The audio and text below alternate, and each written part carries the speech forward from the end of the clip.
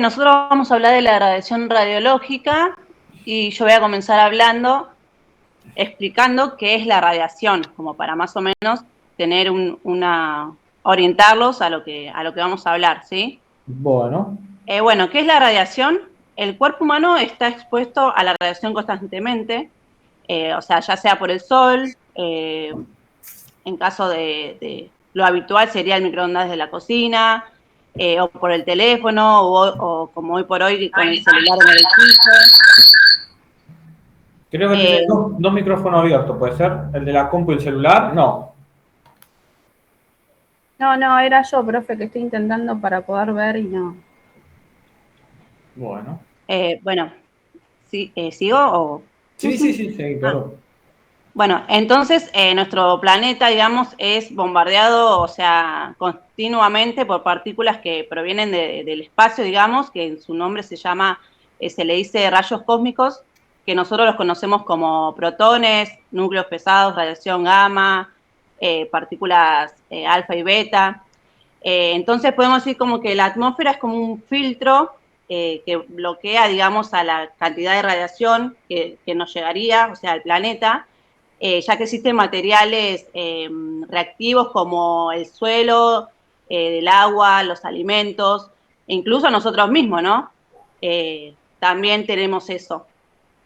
Bueno, lo que rescatamos, mejor dicho, es que hay dos tipos de radiación, que es la electromagnética y de la materia, que también lo podemos encontrar como corpuscular. Y es importante saber por qué, cuál es cuál, ya que estamos como constantemente expuestos y una nos puede dañar más y quizás la otra no. Entonces, quería aclarar cuáles son las nocivas y cuáles son las peligrosas, digamos, que puede variar según en cuanto al tiempo que nosotros estamos en contacto con esa radiación. Entonces, quería nombrar de la electromagnética, que se propaga en forma de ondas y que podemos tomar como ejemplos a los rayos gamma, los rayos por radiación, los ultravioletas. Y la que se obtiene de la materia, digamos, la corpuscular, son de las partículas subatómicas como los electrones, los neutrones, los protones, etcétera. Entonces, hay otra forma de clasificar, que es la que más nos va a importar en el caso de nosotros como en salud, son la radiación no ionizante, que si bien no es tan importante esa, porque no son peligrosas, digamos, para nosotros, ya que los enlaces atómicos, digamos, que se mantienen estables, o sea, no rompen las moléculas que nos forman, digamos. Entonces, es la radiación que estamos expuestos en el día a día, ¿no? Y que lo emiten, por ejemplo, los dispositivos electrónicos. Lo que sí nos va a interesar a nosotros es la ionizante, que esas sí son perjudiciales para nuestra salud. Entonces, estos provienen, digamos, de los rayos que nombré anteriormente, los gamma, beta, alfa, porque estos sí rompen las moléculas que nos forman, digamos, ¿no? O sea, pueden destruir nuestras células. Se meten en los iones, que son Claro. esa fuerza que tienen las partículas para mantenerse estables. Sí. Esto interfiere y rompe esa unión, los iones, ¿no? Las uniones, ¿te acordás? Covalente, bueno, lo que había en la química, rompe esos enlaces y produce de alguna manera algún efecto no deseado. Por ejemplo, mutagénesis. Sí. Claro, porque lo que habíamos leído era como que si llegaba a algún tejido, a alguna célula, lo ionizaba y eso era lo que iba a provocarnos, o sea, hasta la muerte, digamos, ¿no? Y bueno, en la imagen pusimos la no ionizante como para tenerlo más en claro, digamos, aquellos que no nos puede provocar nada, pero sí las ionizantes. Ahora mi compañera va a hablar de lo que es la medición en cuanto a la radiación. Yo di una pequeña intro como para más o menos saber qué era la radiación y no entrar directamente a la medición y demás. Perfecto. Bueno, ahora vamos a explicar las unidades de medidas de la radiación, los límites de exposición y el monitoreo de las radiaciones. Para medir la cantidad de energía absorbida por unidad de masa usamos la unidad Gray. que se abrevia GY, o el rad, que significa la dosis de radiación absorbida. Un gray equivale a 100 rads. Usamos las medidas de dosis equivalentes que toman en cuenta la efectividad de los diferentes tipos de radiación y cómo estos van a afectar biológicamente a las personas. Se usa la unidad REM, que significa Roentgen, y o equivalente humano del rad. Es la dosis de cualquier tipo de radiación que cause efectos biológicos y es equivalente a un rad de rayos X, que son los que se usan para las radiografías y son dentro de todos los más leves. Los rayos gamma, que se usan para esterilizar equipos médicos y alimentos, o los rayos beta, que son los que se usan en la radioterapia, que matan las células del cáncer.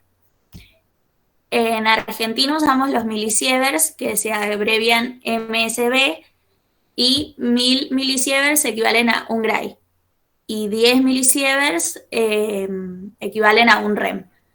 Para medir la capacidad de radiación que puede afectarnos, se usa el número FC o factor cálida. Por ejemplo, si nos exponemos a un factor cálida de 20 partículas alfa, va a ser muy perjudicial para nuestra salud. Y si queremos obtener la dosis de un tipo particular de radiación en REM, vamos a multiplicar el número de rad por el FC, que es el factor cálida, y la fórmula sería rad por FC igual a REM. Los FC para rayos gamma, X y la mayoría de las partículas beta es 1. Y la dosis en rad es igual a la dosis en REM para los FC de esos rayos. Y después en el dibujito que tenemos ahí al costado, explicamos con un ejemplo que la actividad es la cantidad de rayos que se emiten. La dosis absorbida es la cantidad de rayos que impactan sobre el cuerpo. La dosis equivalente es el daño que van a causar los rayos según el tipo de rayos que sean y la cantidad que les llegue. Y la dosis efectiva es el daño que se produce en la parte del cuerpo en que van a impactar esos rayos. Y ahora sigue mi compi. No, excelente, Noelia, excelente. Soy Yael Enrique. Sí, ya sé, te confundo, te tengo con el apellido Enrique, debes estar usando otro usuario. Sí. Acostumbrado a decirte Yael, bueno, ahora aparece Noelia, digo, bueno, Noelia, digo, capaz que cambió. Excelente cómo manejaste las unidades, manejaste más unidades de la que yo espero o estimo que ustedes manejen, porque son todos ámbitos multidisciplinarios esto, ¿no? Las radiaciones tiene mucha injerencia, la física tiene mucha injerencia el ámbito de salud, tiene mucho mucho lo que es la parte de medicina física, ¿no? Tiene mucho que ver eso, sobre equipos, componentes, radiaciones de fuente, cómo mido la fuente, la potencia que maneja la fuente, después los valores que recibe el cuerpo, cómo mido en el cuerpo, así que todo tiene que ver con las distancias, ¿no? Cada vez que me alejo de a 1 metro, es exponencial la caída de fuente de energía, ¿no? No es que yo me alejo 1 metro y a 2 metros y va bajando de manera lineal, sino que va bajando de manera exponencial, o sea, se van bajando las concentraciones o las dosis de manera cuadrática, ¿no? En algunos casos, así que por eso varían tanto las unidades, porque no es lo mismo medir en fuente y medir en equipos o en elementos que medir en los organismos, ¿no? Por eso varían tanto las unidades y varían tanto las fórmulas, así que te metiste ahí en un terrenito complejo, lindo, y lo expresaste con mucha gana, así que nada, te felicito, Yael. Gracias. Sí, ¿quién sigue? Yo, profe. Voy a hablar de lo que serían los efectos biológicos que produce la radiación. Esto tiene que ver con lo que serían los daños que se van a producir en los tejidos. Y van a empezar cuando, o sea, la radiación es absorbida por los mismos tejidos. y se produce lo que sería la rotura de los enlaces químicos, que esto no lo voy a explicar porque no sé de química, profe. Perfecto, no quiero que te metas en cosas que no manejamos, perfecto. Sí. Se va a producir lo que sería radiólisis o la formación de radicales libres, que estos van a modificar lo que sería la estructura de las moléculas que se encuentran en las células y van a generar daño a esas células. Esos daños pueden ser a nivel cromosómico o a nivel celular, pero va a depender siempre del tipo de radiación y la cantidad que esté absorbida, digamos. Cuando, o sea, me refiero a los daños cromosómicos, los que serían, por ejemplo, se ven, por ejemplo, en las leucemias o en otros tipos de cáncer, que estos son muchos más, o sea, serían como daños crónicos. Y también se van a notar en lo que sería en las células progenitoras, pero esto se va a ver después a largo plazo porque en la descendencia nos vamos a dar cuenta de ese daño que va a generar. Y los cambios celulares se ven con un efecto somático que serían los eritemas, generalmente, que son como una rojez, algo así. Similar a una dermatitis. Claro, se pone como roja la parte de la piel y eso es lo que se produce. Es el que está mostrando arriba. Claro, es ese dibujito. Enrojecimiento. No sé si se ve bien ahí, porque yo no lo llego a ver bien. Como una dermatitis, digamos, un enrojecimiento. Claro. Igual varios factores van a influir en los daños producidos. Tiene que ver con lo que sería el tipo de radiación, la parte del cuerpo que se va a exponer, la cantidad de radiación absorbida y que esté acumulada en los tejidos, que eso sería la dosis total absorbida, y depende también de lo que sería el tipo de dosis. Y cuando mayor es la dosis, mayor va a ser el riesgo que se genere. Pero si hay un nivel bajo de radiación, no genera así un daño muy, muy potencial. Pero se producen algunos síntomas que pueden ser así, pérdida de cabello, vómitos, diarrea. Esos se producen por una radiación, digamos, absorbida, pero moderada, digamos, no así grave. Sí, yo el año pasado, dentro de los contenidos mínimos que, como la otra vez estaba explicando, que nos manda el Ministerio de Educación a cada uno de las carreras y las tomamos, nos bajan a nosotros los docentes, tengo contenidos mínimos y a su vez tengo contenidos a los cuales yo puedo agregar o puedo enriquecer porque me parece que serían de utilidad para ustedes. Este año lo saqué, el año pasado y el anterior di ergonomía para la parte de laboratorio y di toxicología, y así como una unidad que le estoy dando ahora a ustedes, le di la temática toxicología que venía previa a esta, y hoy que por ahí creo que le hubiese dado un poquito más de herramienta. Tenemos dos tipos de contaminación, tenemos contaminaciones agudas y tenemos contaminación crónica. La aguda es cuando tenemos mucha concentración de un contaminante en muy corto tiempo, y la crónica es cuando tengo poco contaminante durante un largo cantidad de tiempo, ¿sí?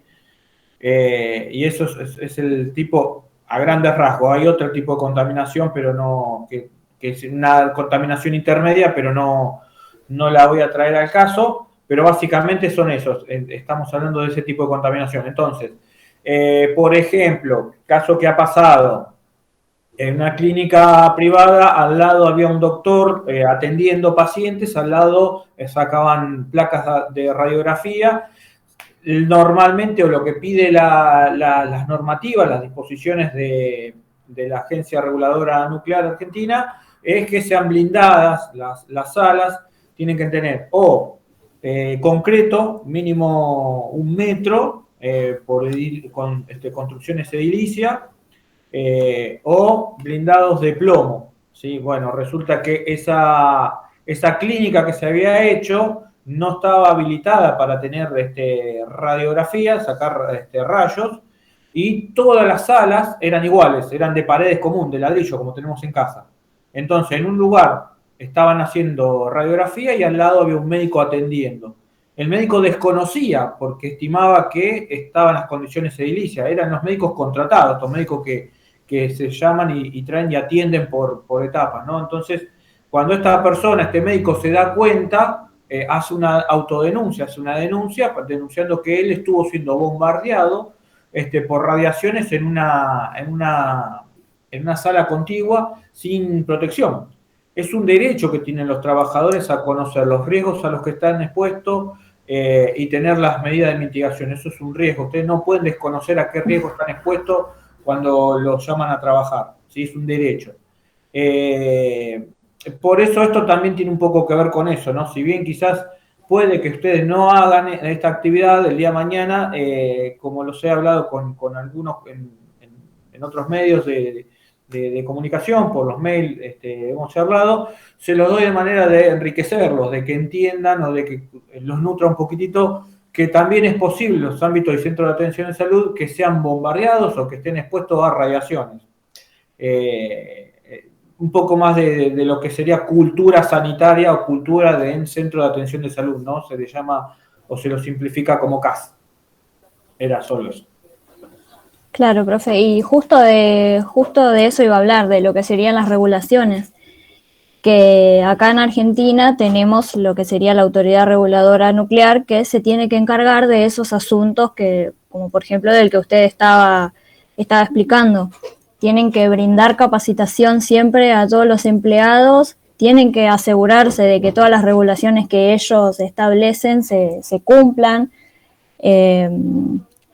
y tienen que proteger a las personas y al ambiente de lo que serían todos los efectos nocivos de las radiaciones y la energía nuclear. La ARN está acá en General Paz, a la altura de San Martín, y es una autoridad nacional muy, muy abierta, gente muy amable, que si le pedís material son muy abiertos, te lo consiguen. La verdad que si algún día llegasen a tener alguna duda o algo, buscan un contacto, están en internet, tienen cursos también muy buenos. Bueno, imagino que por ahí no les, el día de mañana no les podrá interesar porque se van a enfocar en otro aspecto, pero si tienen algún día curiosidad, escriban o llamen, que la verdad que es una autoridad muy, muy buena. Hay muy buena gente ahí adentro. Y ahora va a seguir mi compañera, profe.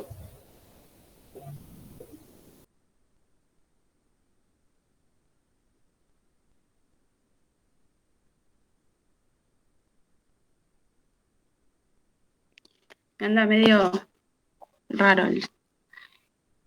¿Se me escucha ahí, profe? Sí, perfecto, y se ve bien.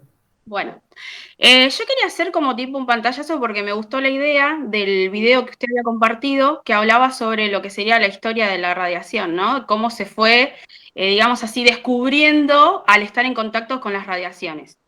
Bueno, en el video hablaba que en el año 1895, ahí está, se dio lo que sería, la expansión industrial, ¿no? Y había digamos así, un crecimiento y ahí íbamos caminos hacia la modernidad. Entonces, los médicos se apropiaron de lo que serían las radiaciones y los rayos X, ¿no?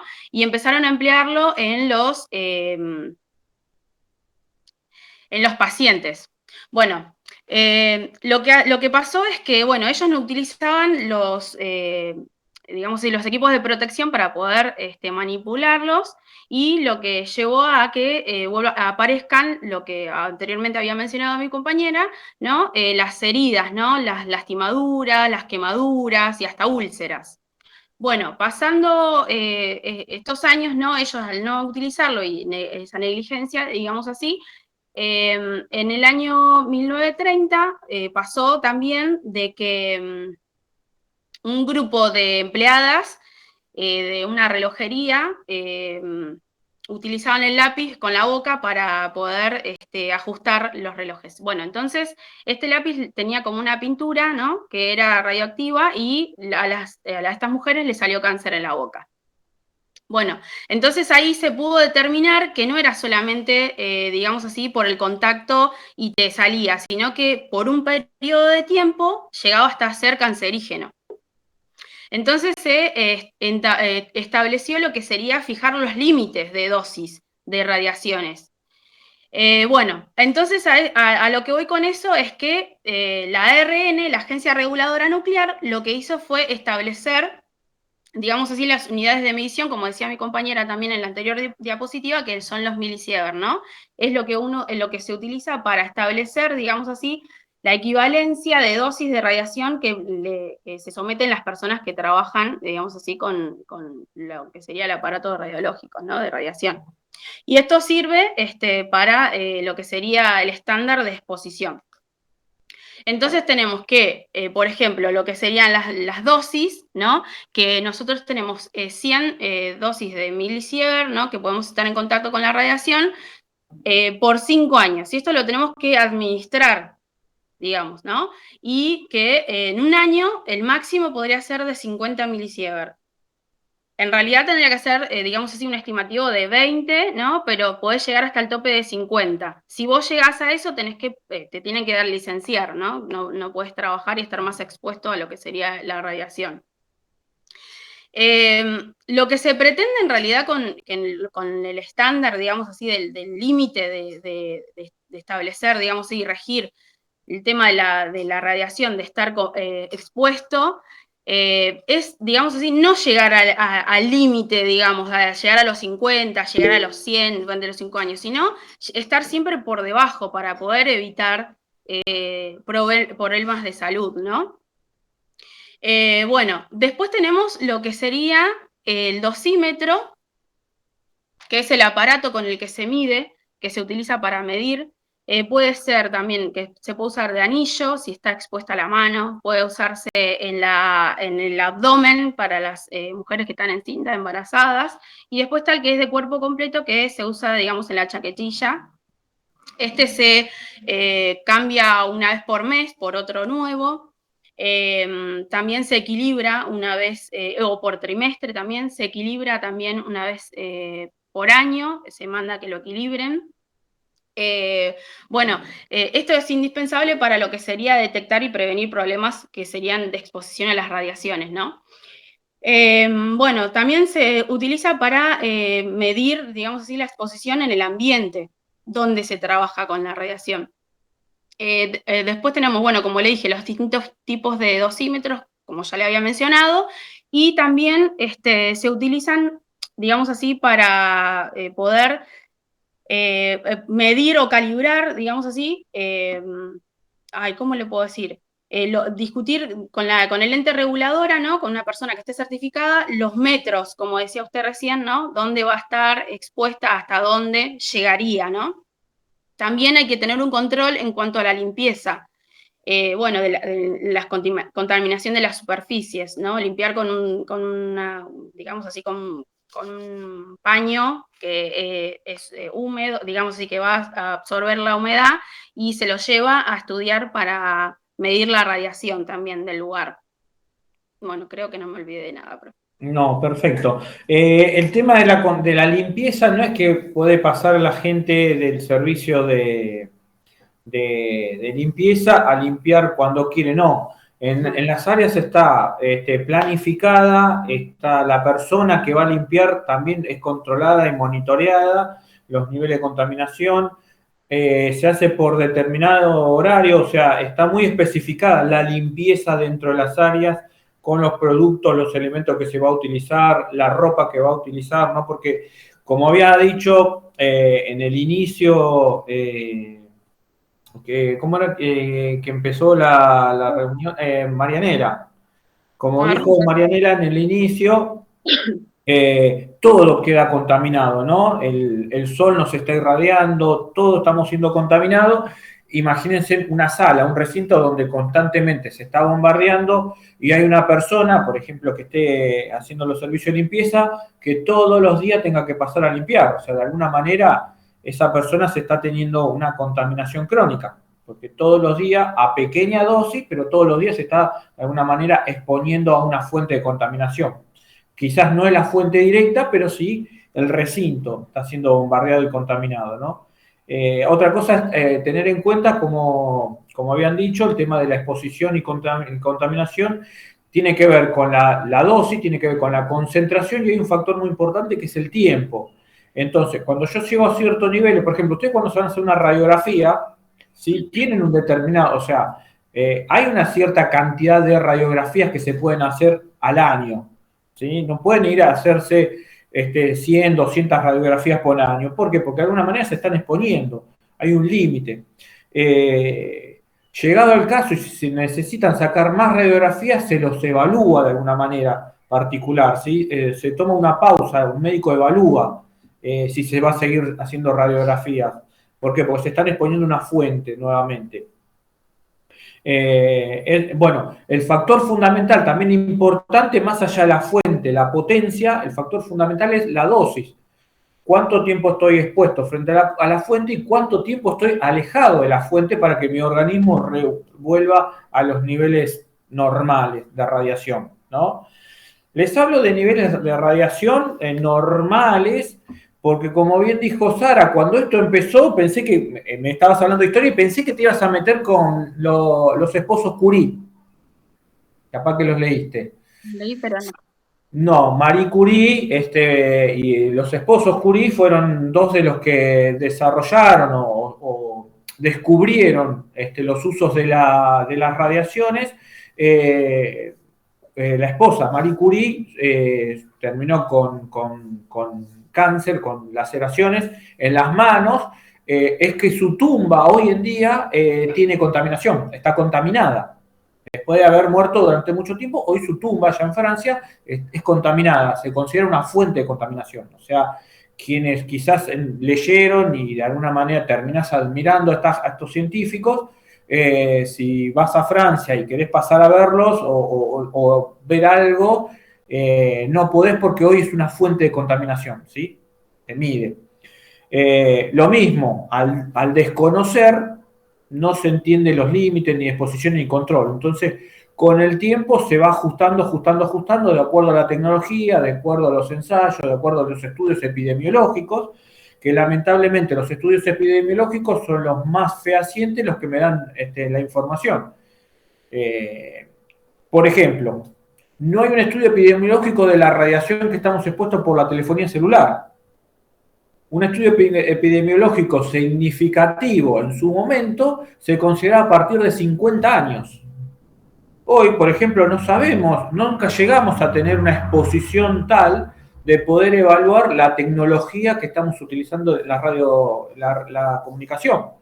Pasamos de GSM a 2G, 3G, hoy estamos con 4G y vamos a ir pasando a distintas tecnologías que no nos da un tiempo para sentarnos y analizar la contaminación en la población. Entonces podemos decir, sí, mirá, hace 10, 12 años que yo uso un teléfono, sí, pero tus bandas, tus señales fueron cambiando constantemente y no se puede establecer un estudio epidemiológico significativo. Es la tecnología un poquitito y bueno, nada, la industria que tiene sus recovecos. Quizás haya que acotar los tiempos de los estudios epidemiológicos, pero hay que ver si se puede llegar a ser algo representativo. Si yo puedo decir, bueno, tengo un teléfono con una banda de 3G durante 20 años, nunca cambié mi teléfono, bueno, ahí sí quizás puedo hacer un estudio epidemiológico, pero constantemente están cambiando la tecnología y eso hace que se vayan escapando. Bueno, nada, excelente. Hay un documental en Netflix de Marie Curie que está buenísimo, sí, para verlo, que habla de lo de las radiaciones y demás para los compañeros. Está muy buena esta documental. Buenísimo. Bueno, lo voy a tomar, lo voy a ver, porque me fascinó mucho la historia de esta gente, de esta pareja. Buenísimo, muy bueno. Bueno, eso lo que a mí me sorprendió era eso, que bueno, que ellos con tal de querer ayudar a los pacientes se exponían cada vez más y cada vez más se morían en todo el mundo. Decía que más de 400 profesionales se morían y era un montón. Entonces ahí se armó lo que sería la junta, que como es que le decían, para llegar a limitar y descubrir por qué pasaba eso. Y entonces fue ahí como fueron avanzando de a poco para llegar a lo que sería que estábamos hablando, ¿no? Regular el límite que equivale a la dosis de radiación permitida y se mide a través del tiempo, justamente, ¿no? Exactamente. Y vos sabés que los valores no son determinativos, ¿no? No son determinantes, perdón. ¿Por qué? Porque los valores que hoy estamos manejando seguramente dentro de 15 años sean horrores para las generaciones que vienen, ¿no? O sea que no, porque va cambiando todo. Así que bueno, buenísimo, muy bueno, Sara. Dejé en el chat, dejé la dirección de la IARC. La IARC es un órgano dependiente de la Organización Mundial de la Salud, en inglés WHO. Tiene la última información de lo que es todo lo que es cáncer, y si le encuentran la vueltita al explorador, la pueden traducir y la van a poder ver en español, y hay muy buena información. Bueno, ¿qué grupo sigue? No, falta yo y otra compañera más, profe. Bueno, este es un grupo grande, es 5. Yo voy a hablar de la capacitación, que, bueno, siguiendo el hilo de mis compañeras, todo aquel personal que trabaje o maneje materiales radioactivos, y también, por ejemplo, nosotros, los técnicos, los que estén con irradiadores de sangre, deben recibir una cierta capacitación sobre la seguridad para esta, ¿no? Siempre antes de empezar a trabajar. Si vos mandás un equipo o te viene una sangre que fue trabajada con radiocomponentes o que pasó por un trabajo de esto, hoy, después de lo que estuviste viendo, ¿es lo mismo que le saques a una persona que este tipo de sangre? No, porque lo que nosotros hacemos irradiando es sacar los linfocitos T, que eso es lo que iba a hablar después. Exactamente. Para prevenir una enfermedad. Te la expolié un poquitito, pero sí. Eso es lo que quería, ese era el significado un poco de esto. Claro, o sea, la persona tiene que trabajar y capacitarse para saber los riesgos a los que está expuesto al estar con esa máquina que irradia, ¿no? Pero también tiene que saber que, o sea, la bolsa ya irradiada a nosotros como técnicos o a la persona que la maneja no le va a causar ningún daño. Lo que nosotros hacemos irradiando la sangre es prevenir a la persona a la que se le va a transfundir una enfermedad, que es la enfermedad de injerto versus huésped, y bueno, nosotros tenemos que tener una cierta capacitación para el manejo de estos irradiadores y saber que, bueno, todos los bancos de sangre que tengan estos programas tienen que estar, la agencia reguladora tiene que certificar que esté en buen funcionamiento, ¿no? Sí. Después radiaciones, hasta ¿sabes para qué? Para los animales que son embalsamados, para la taxidermia, para matarle toda actividad biológica que pueda llegar a descomponer a estos cuerpos embalsamados, se le hace una radiación. También se le hace radiaciones a frutas que son de buena calidad y que son importadas, que son exportadas. Se pasa a cierta dosis, se la pasa por ciertas maquinarias donde le radian y le matan toda actividad, digamos, biológica que pueda llegar a perjudicar la calidad de la fruta. Por ejemplo, uno de los productos que son irradiados es el arándano. Depende a qué país va, a dónde se va a transportar, se le hace eso y produce, o lo que te asegura es mayor tiempo o menos, o sea, que aguante más tiempo ante la descomposición. Así que no sabía un poco la idea exacta es no asustarlos con la radiación. Hay muchos tipos de radiaciones y depende del uso, ¿no?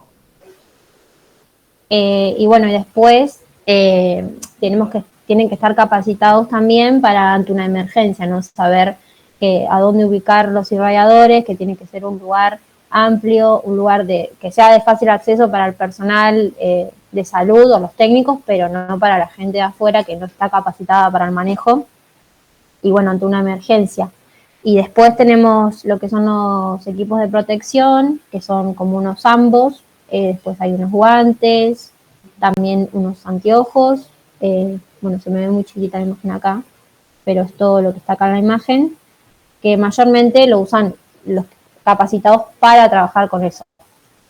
Y después, bueno, lo de los linfocitos creo que no me olvidé. Sigue mi compañera, me parece. Y este es el único, no me acuerdo. es el único, ¿cómo sería? Sistema que está aprobado mundialmente para el tema de lo que es la sangre, ¿no? Porque una dosis de 2.500 grays asegura que los linfocitos no se lleguen a reproducir y no causen ningún problema a la hora de transfundir a un paciente. Y ahora continúa mi compañero. ¿Se escucha, profe?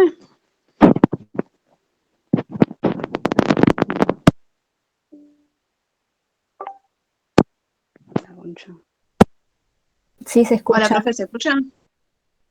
Sí, perdón, escucha, perfecto, sí. sí, estaba muteado yo y nada, no salió. No, porque estaba con los Perfecto. auriculares, por eso quería saber si se andaba bien. Buenísimo, sí, sí. Yo hablaría de lo que sería de las prácticas laborales seguras, algo referido a lo último que dijo Ariadna respecto a los guantes, lo que serían los protectores, las máscaras que protegen los ojos y las batas. Bueno, las prácticas laborales seguras incluyen lo que sería respecto al lavado de las manos, al tocar, bueno, la sangre, algún que otro fluido corporal, algún objeto contaminado,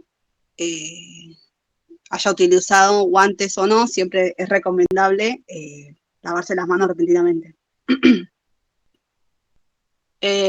Bueno, hay diferentes formas de utilización. Bueno, los guantes para manipular la sangre, se recomienda cambiarlos en cada tarea. Si se rompen o se llenan de sangre, sí o sí hay que cambiarlos. Las máscaras, que serían, bueno, la protección para los ojos, las batas en caso de alguna que otra salpicadura o el rociado de sangre. Protector bucal o la bolsa de reanimación cardiopulmonar para la reanimación boca a boca. Y la manipulación de material de cuidado de paciente ya utilizado, que el equipo reusable no se encuentre listo hasta que se haya sido limpiado o reacondicionado.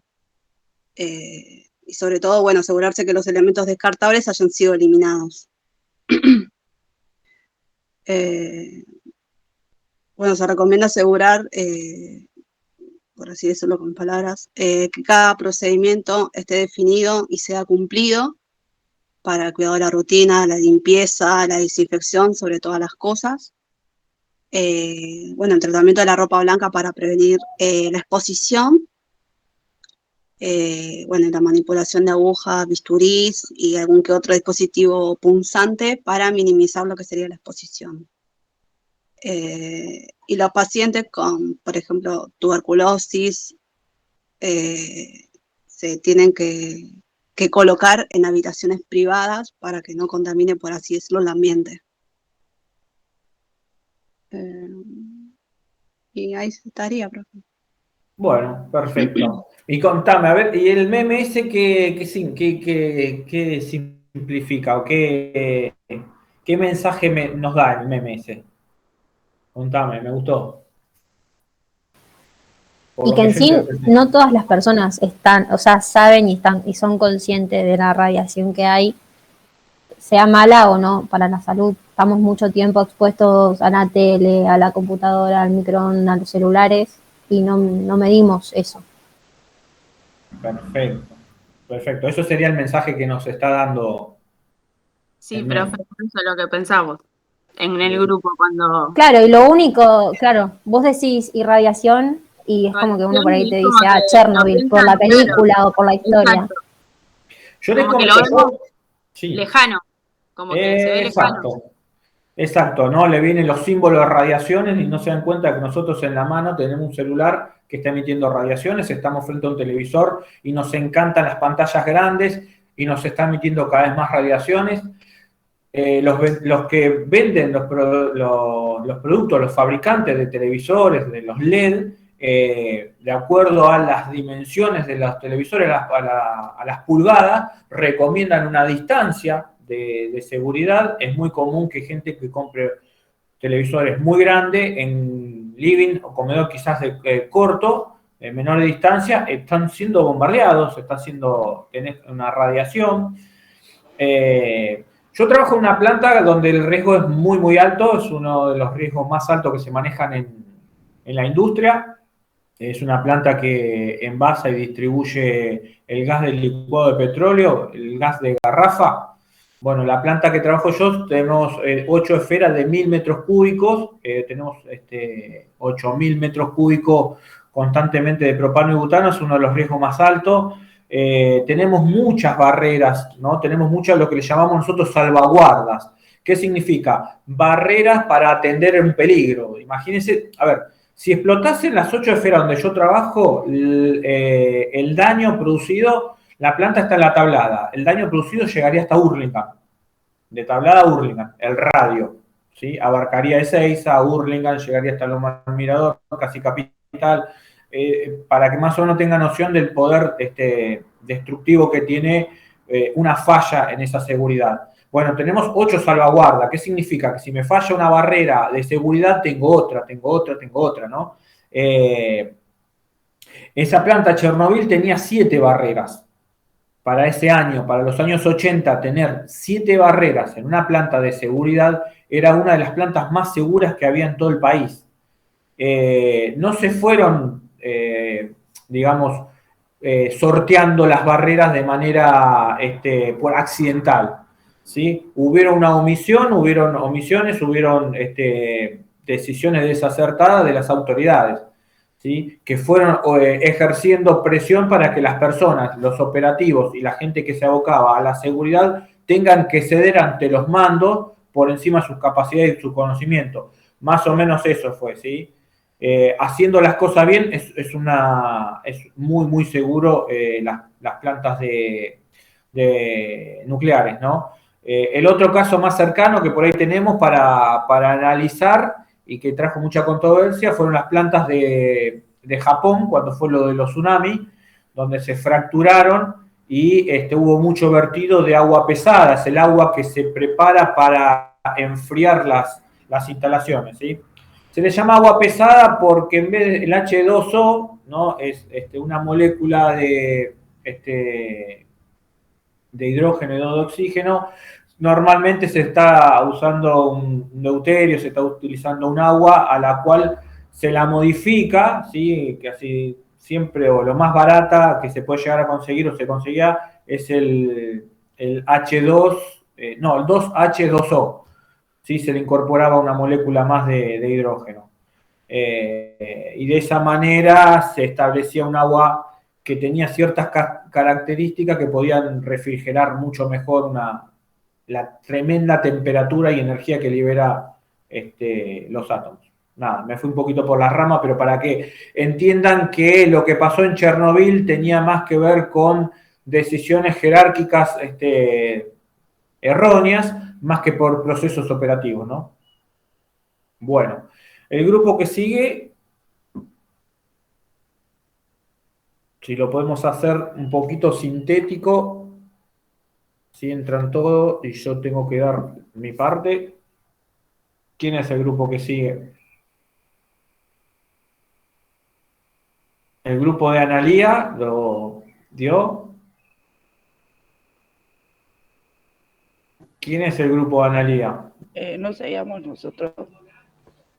Yo voy a intentar, aunque sea hablar un poquito, pero bueno, mucho no creo. Bueno, referido a lo que es la radiación, bueno, es la emisión, propagación y transferencia de energía en cualquier medio en forma de ondas electromagnéticas o partículas. Hay diferentes tipos de radiación, como vemos acá en la imagen. Tenemos ionizantes y no ionizantes. Dentro de las ionizantes tenemos corpusculares y dentro de las y también tenemos dentro de las electromagnéticas tenemos ambas, ionizantes y no ionizantes. Las corpusculares ionizantes son las que vienen del espacio, sería, ¿no? Son la radiación cósmica, son partículas subatómicas. Como dice ahí, protones, neutrones, radiación alfa, radiación beta. Después lo que es ionizante, pero de lo que refiere a radiación electromagnética, tenemos rayos X y rayos gamma. Lo que es rayos X, bueno, refiere a lo que es todas las imágenes que es radiografía y todo ese tipo de imágenes, estudios de imágenes. Y lo que es rayos gamma es lo que, bueno, específicamente, que es la que más nos interesa a nosotros en el ámbito de hemoterapia por el tema de la irradiación de hemocomponentes. Y después tenemos las no ionizantes, también, que son electromagnéticas, que bueno, es todo lo que es antenas celulares, la misma radiación del sol. Y de todas estas, la más peligrosa es la radiación ionizante y lo que sería la irradiación gamma. Se pasa a la otra diapositiva. Lo que es la de radiación ionizante o rayos gamma puede producir muchos daños a nivel en el cromosómico o a nivel externo también. Diferentes patologías como cáncer, distintos cánceres, leucemia, distintas patologías de piel. Pero va a depender siempre el daño de la cantidad de radiación, ¿no?, que uno está expuesto. Como hablaban todos los otros chicos, chicas, la radiación en sí no es mala, pero la exposición continua es lo que perjudica, ¿no?, lo que puede causar daño, la exposición continua a la radiación. Pasad, Rodo, la que viene. Entonces, llevando esto a la exposición continua, tenemos límites de radiación, que son los que usted mencionó y los que corresponden. Lo que es límite para 5 años son 100 milisievert o 10 rem. Lo que es promedio por año y lo ideal es 20 milisievert o 2 rem. Y el máximo permitido por año es 50 milisievert en un año. Esos son los valores ideales como para no pasar el límite. Igual, los videos, aclaro esto que no está acá, vi en un video que mencionaban, que lo tengo anotado acá, que no sé si me pareció, no sé si mucho o no entendí bien el valor, que mencionaba que, espere que lo tengo anotado y lo busco.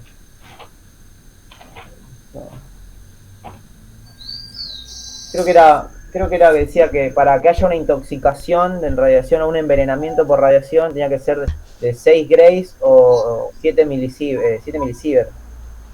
Pero bueno, eso muy bien no entendí. Traté de hacer la conversión, pero... Sí, te cuento. En los ensayos se toman distintas partes. Por ejemplo, se han hecho ensayos en el cristalino, en el ojo, se hacen ensayos en órganos blandos, en los que sería, como dijo, creo que Marianela fue la que habló de los dosímetros, donde ponían en la parte del estómago para embarazadas, se hacen en partes blandas. También se evalúa la contaminación en la parte ósea, también se evalúa en superficie de tejido, vas a encontrar unidades que están relacionadas en superficie de tejido. Hay miles de ensayos. La idea mía es tirarle estos numeritos para qué, o estas unidades para qué, para familiarizarlos. Que si el día de mañana a ustedes le llega un resultado, un dosímetro a su mano, o encuentran algo y ven que dicen milisievert, ¿qué quiere decir milisievert, gray, no, rem? Bueno, más o menos sepan estos numeritos, estas unidades, por dónde la tienen que ir a ver. Si ven, qué sé yo, no sé, 2000 milisievert, una persona que tuvo 2000 milisievert en un año, es un número alarmante, que no es lo mismo que tenga 20 milisievert, entonces díganle, o que pueda decir, che, mirá que este número no es tan normal, ¿sí? Mi idea no es que ustedes memoricen estos números, pero más o menos que, como les dije en el principio, que tengan un poquito de esa cultura de que están en un ambiente de centro de asistencia de salud, y escuchen estas unidades, escuchen estos numeritos, más o menos estén familiarizados. Si te querés nutrir mucho más, te puedes meter en la IARC, el enlace que te dejé en el chat, y vas a encontrar ensayos y pruebas de todo tipo. Y como dije en un principio, es importante la actualización, y hay valores que hasta hace 20 años atrás eran normales, y hoy en día van bajando, ¿no? Y de manera drástica van bajando, ¿no? Hoy se estima 20 milisievert, y hasta hace un promedio, y hasta no hace mucho atrás se estimaba 200 milisievert, ¿sí? Como te dije, hasta hace quizás 15, 20, más de 20 años atrás se ponían valores topes de 2000 milisievert. Imagínate hoy que yo les esté comentando a ustedes valores de radiación de 2000 milisievert es una locura. Bueno, hasta hace 20 y pico años atrás era normal. Así que los números no son determinantes, sí las unidades que más o menos por ahora hay. Igual van a ir viendo que las unidades cada vez se van achicando más, los valores se van achicando más y van cambiando las unidades porque hace falta unidades más chicas, ¿no? Ya hoy estamos hablando en milisievert. Antes hablábamos en sievert, porque las dosis permitidas de contaminación eran mucho más grandes. Pero más o menos por ahí va la idea de esto. Bueno, para todo esto, lo que es las dosis, los dosímetros, todo lo que refiere a radiación, está el ente regulador, que es, se puse la Comisión Reguladora Nuclear o la Agencia Reguladora Nuclear, que se encarga de controlar todo, ¿no? Todo lo que es para protección del personal, estructura, todo como debe estar armado un lugar donde haya elementos radiactivos. Rodolfo.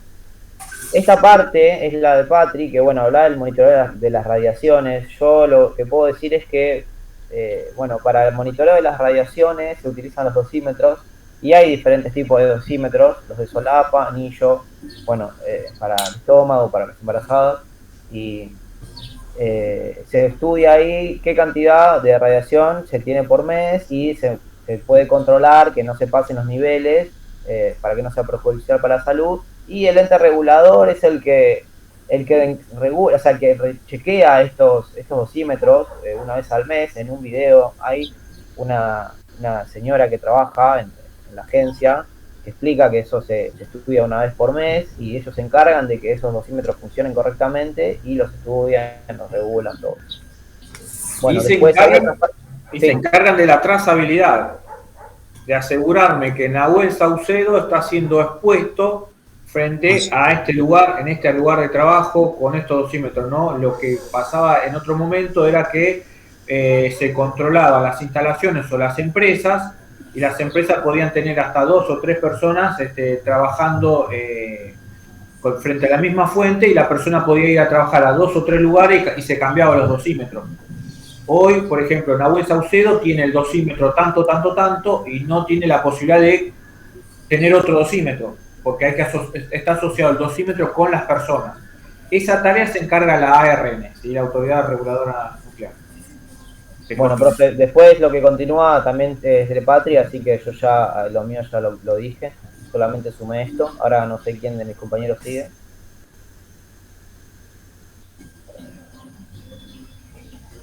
¿Capacitación de quién era? ¿De cosa, no?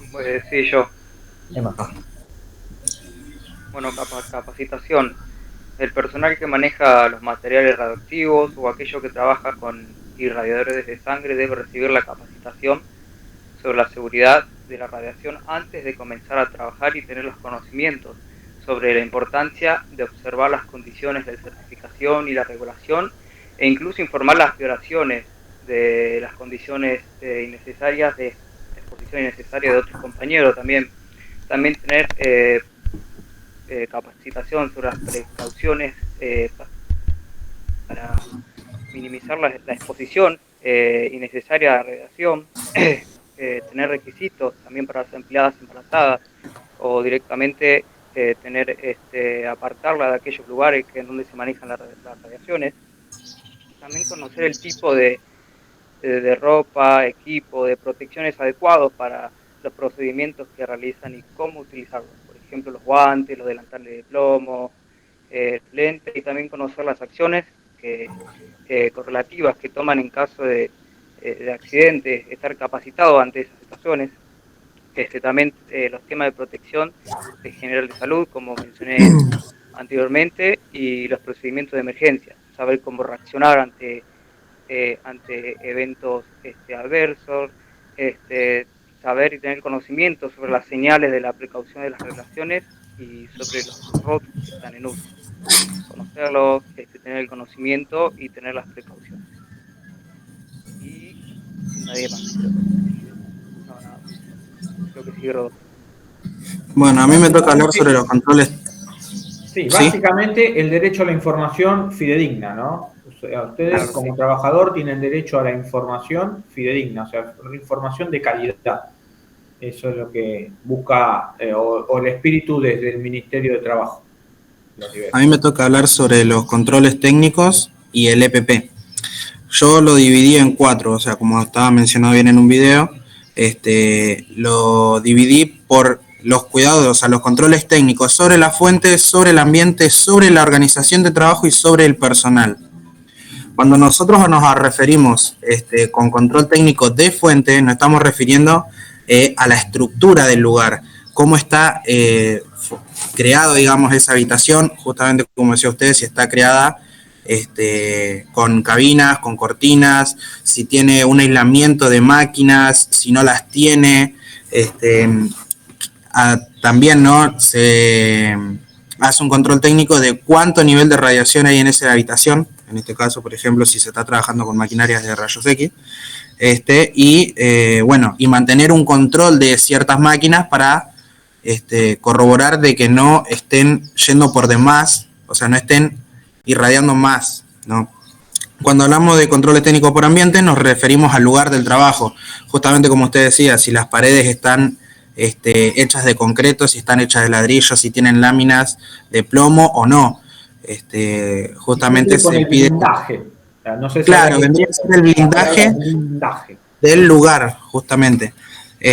Una de las cosas que también se va a mantener en el ambiente de trabajo es evitar que haya demasiadas máquinas, y cuando van a hacerse una radiografía, por ejemplo, no suelen haber más de 2 o 3 máquinas en la habitación, siempre hay una o como mucho 2, justamente para evitar esto de, ser expuestos a grandes niveles de radiación.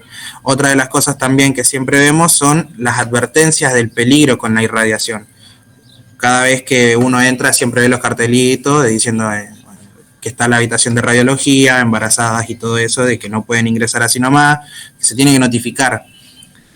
Cuando hablamos a la organización de trabajo, estamos hablando sobre el tiempo de trabajo de las personas, y cuánto tiempo están expuestos a esas radiaciones, si cumplen un horario, si se tienen que mantener todo el día, en esa habitación, y cómo mantenerse, solamente permitir el acceso a las personas que estén autorizadas, bien como había dicho usted, que no cualquiera puede entrar. El personal de limpieza, por ejemplo, tiene ciertos momentos para ingresar, justamente para evitar el exceso de exposición a la radiación.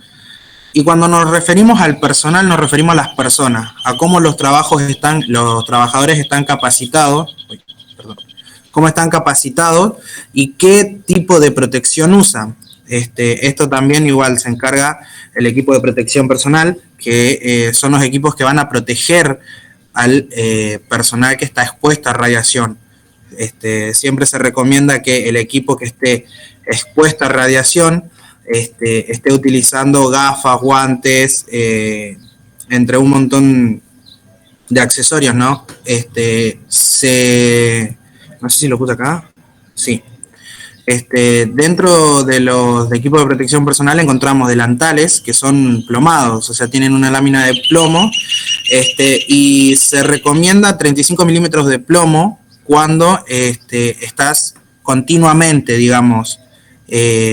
en un lugar donde se está irradiando, mientras si es algo espontáneo que salió en el momento, se recomienda 0,25 milímetros de plomo en los delantales. Y después también se utilizan guantes que son están cubiertos por milímetros de plomos hasta el codo, cuello plomado, gafas, vidrios, blindados. O sea, es prácticamente un blindaje de plomo, justamente para evitar... El segundo lo pronunciaste bien, el primero le dijiste 35 milímetros. No, son 0,35. Imagínate que es menos. No tengo acá, pero perfecto. Entiendo que quizás por los nervios lo leí de corrido.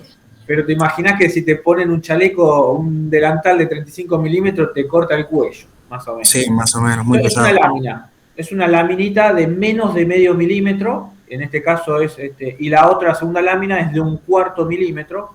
un laminado finito, vendría a ser algo así como un poquito más grueso que el film aluminio con el cual traen los delivery, bueno, más o menos un poquito más grueso, ¿sí?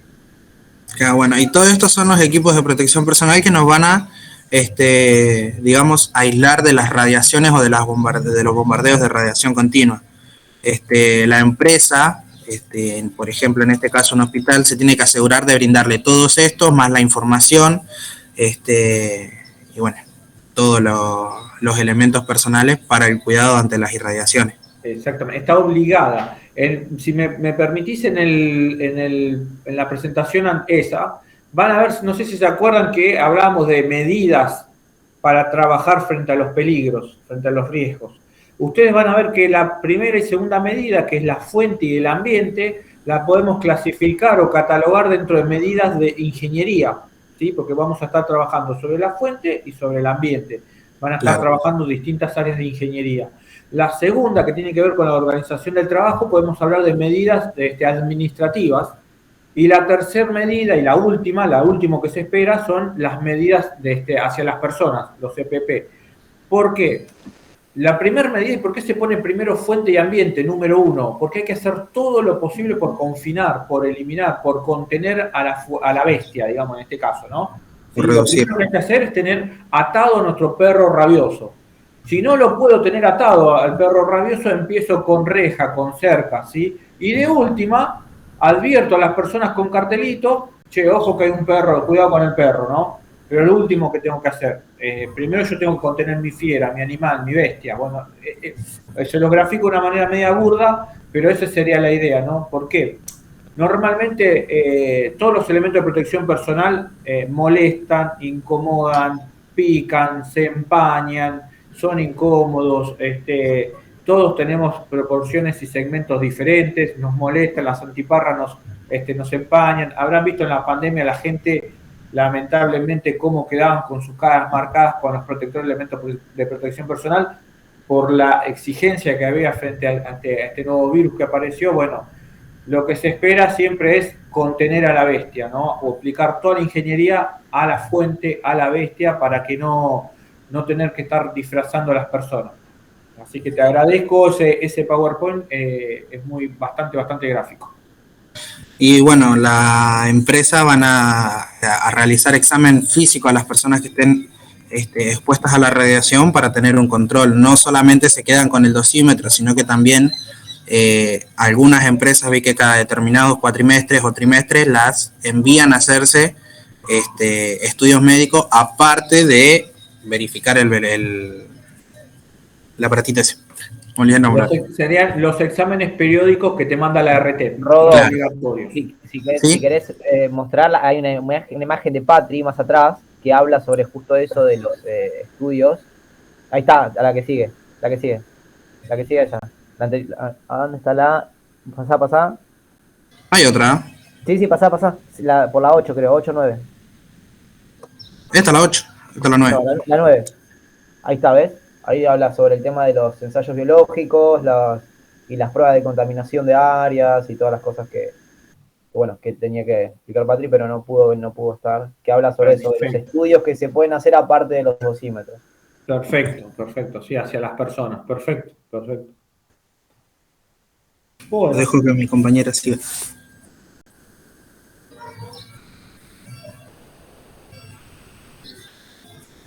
¿Vas vos, Yanni? ¿Sigo yo, Rodo? ¿Cómo? ¿Sigo yo? Sí. Bueno, yo voy a hablar del plan de respuesta a emergencias. Cuando sea una situación, perdón si se me escucha mal. Sí. Lo doy yo y lo último, dalo vos. ¿Sí? Yo... Por la voz. ¿Cómo das vos? Bueno, prácticas laborales seguras. Bueno, ahora como dijo mi compañero, anteriormente estaban los equipos, ahora hay que llevarlo al conocimiento a las prácticas laborales seguras. El personal debe conocer y comprender las limitaciones del equipo y la ropa de protección, también debe conocer dónde se guardan los equipos y la ropa de protección, debe conocer cómo remover, manejar, descontaminar y desechar los materiales contaminados, conocer las acciones apropiadas a tomar y además el personal a contactar si se expusiese algún tipo de riesgo radiológico. También debe conocer sus derechos para acceder al tratamiento médico, incluso a la historia clínica.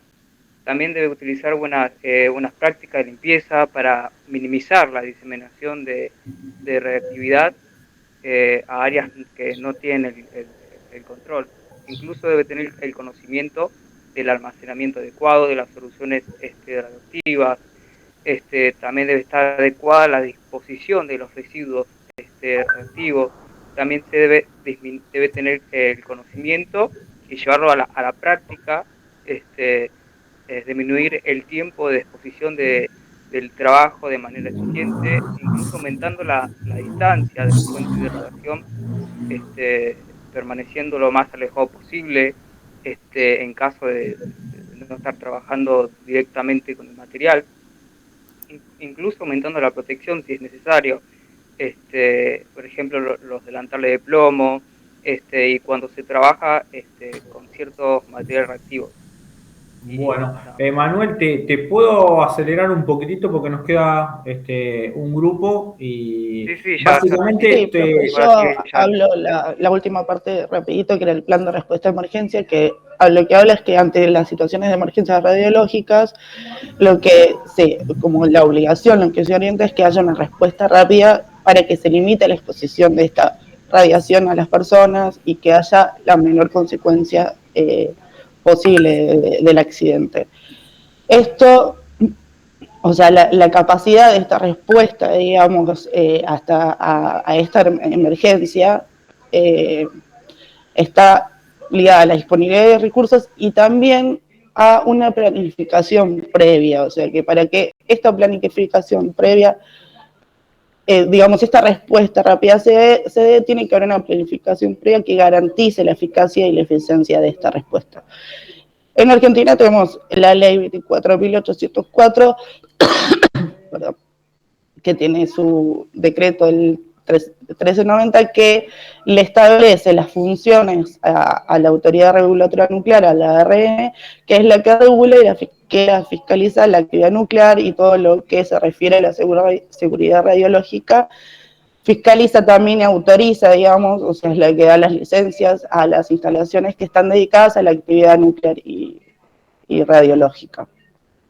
Y pasa lo último, que eran los transportes de residuos peligrosos, que una vez que se generan los residuos, ¿sí? Lo que tienen que definir es qué elementos contienen, o sea, qué tipo de radiación están emitiendo, cuánto tiempo tiene que estar en aislamiento, y que esto no genere, digamos, un riesgo para las personas ni para el ambiente. Tenemos un centro atómico en Ezeiza, que es el PNGRR, que tiene un previo que es el que realiza el tratamiento, el acondicionamiento y el almacenamiento de los residuos que se producen por los generadores, y también allí ahí almacenan los que son las fuentes medicinales y las industriales, que están en desuso. No sé si quiere que siga. No, está bien, básicamente lo atendieron de todos los aspectos. Ustedes incluyeron lo que es el tratamiento de residuos peligrosos, sí, porque es un desecho radiológico, así que está bueno considerarlo y tenerlo en cuenta.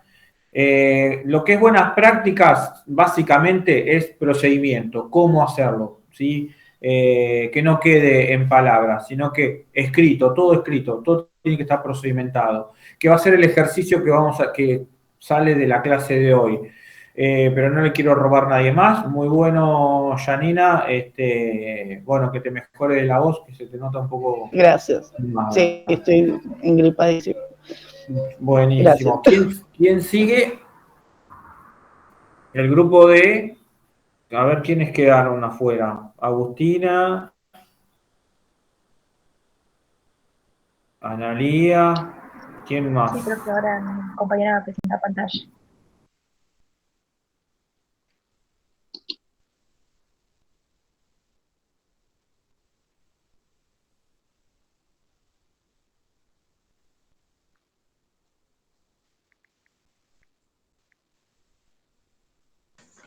Perfecto.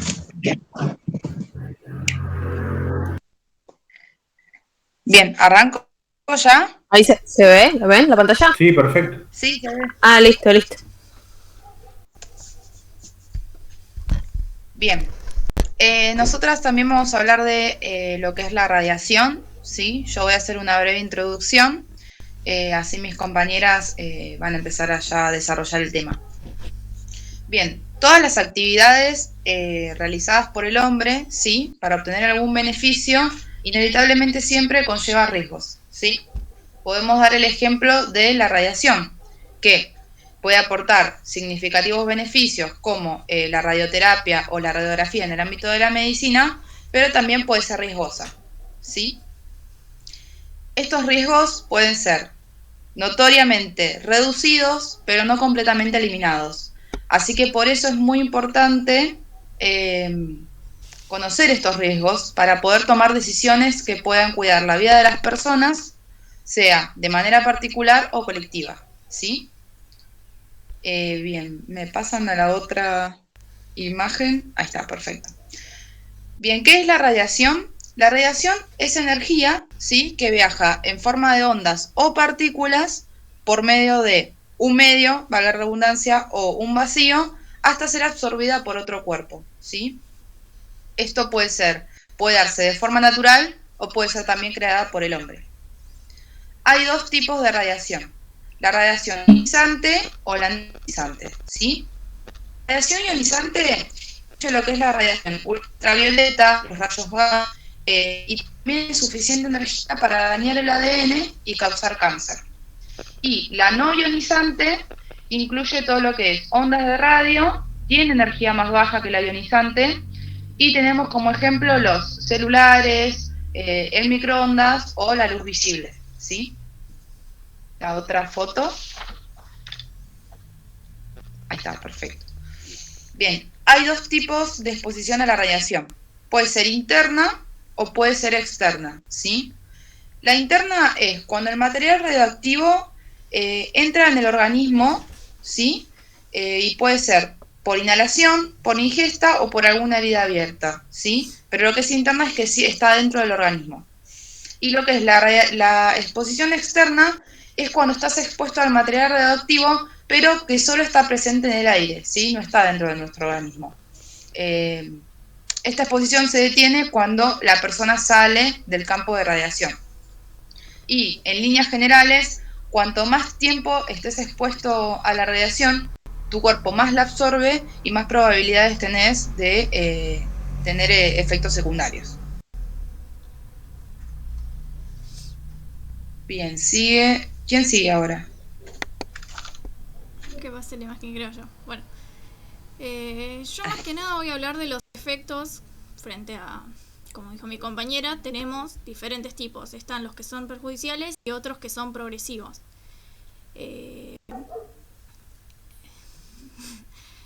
Podemos tener tipo de exposición progresiva que va a generar lo que serían enfermedades crónicas. ¿Por qué? Porque la ionización, como el mismo nombre lo indica, ionizan átomos, lo cual elimina electrones y va a ir generando modificaciones.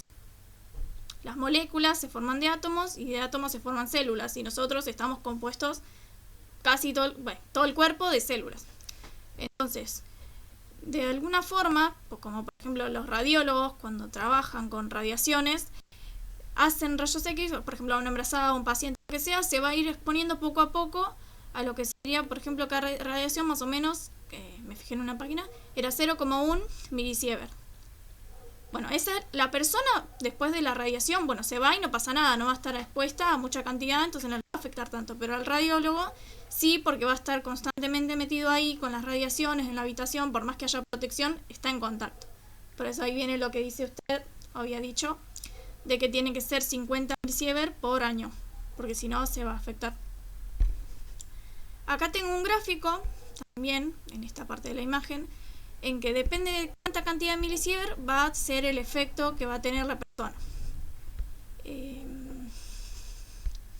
Si el daño es crónico, normalmente se van a generar afecciones en lo que es el ADN y los cromosomas. Por lo que va a generar capaz cáncer, afecciones en lo hereditario, también puede generar problemas en los músculos. Y lo que sería agudo, quería dar el ejemplo, por ejemplo, de Chernobyl, que los que estaban cerca de la explosión, que era horrible, llegaron a más de exposición de 10.000 milisievert, por así decirlo, lo cual directamente las células morían y las personas se desintegraban, no sé cómo decirlo. Los que estaban más alejados llegaban a una exposición de 500, o sea, era muchísimo, por más que estén lejos de la reacción. Y eso, bueno, las personas que estaban en ese momento era más agudo, por así decirlo. Estaban con hinchazón, rojizo, vómitos, náuseas, les generaron un montón de problemas que no se podían arreglar, por así decirlo. Acá tengo un gráfico también que quería hablar, que está la irradiación, que tenemos la no interacción, lo cual la persona no se va a modificar, pero si tiene ionización, la célula o se puede regenerar, si es en caso de poca exposición, como es los de radiólogos, o sea, por más que se expongan, la célula se regenera y no le va a pasar nada a futuro, y en el caso de las grandes exposiciones que la célula no llega a regenerarse, bueno, se van a generar las distintas enfermedades, leucemia, cáncer y demás. Bueno, va a seguir mi compañero.